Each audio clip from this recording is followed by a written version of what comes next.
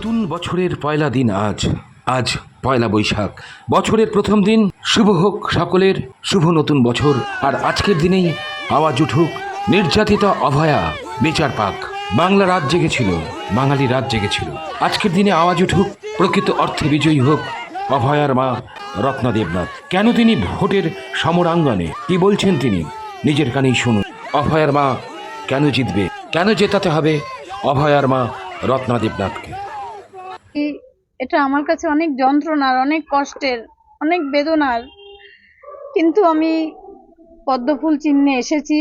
এটা পানিহাটির বাসীর জয় হবে। আমি একা কিছুই করতে পারবো না, এটা সমস্ত পানিহাটি বাসী জিতবে আমি জিতলে। এই অনেকগুলো দিন ধরে যারা প্রতিবাদ করতেই ভুলে গেছিল, আমি তাদের হয়ে প্রতিবাদটা করব, কিন্তু জিতবে তারাই, যারা পানিহাটি বাসী সমস্ত অধিবাসী বৃন্দ। আমার মেয়ে এখানে ডায়মন্ড এই যে চেম্বার করতো, সেখানে সে অনেক পেশেন্টকে চিকিৎসা করতো এবং ও বলতো যে মা কারো কাছে কিছু চাইতে নেই, দিতে হয়। সেই জায়গাটা থেকে ও ডাক্তার ছিল, যেমন পরিষেবা দিত, আমি তো সেটা পারবো না।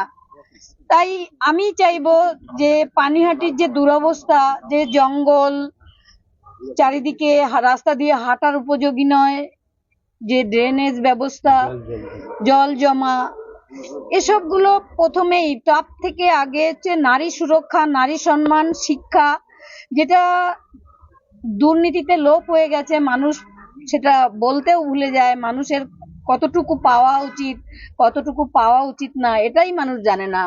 মানুষের সচেতন হওয়া দরকার। সেই মানুষকে সচেতন হবে এবং পানিহাটির মানুষই জিতবে। বিচার আমি পাবো, সেই মানসিক দৃঢ়তা আমার কাছে আছে। আমার তো একটা মেয়ে হারিয়েছে, তাকে আমি সুরক্ষা দিতে পারিনি, কিন্তু সেই রাতের যে যন্ত্রণাটা সে পেয়েছিল সেটা আমার থেকে অনেক বেশি, অনেক বেশি। একা কাউকে খুঁজে পায়নি, শুধু মা বাবা হয়তো চিৎকার করেই গেছে।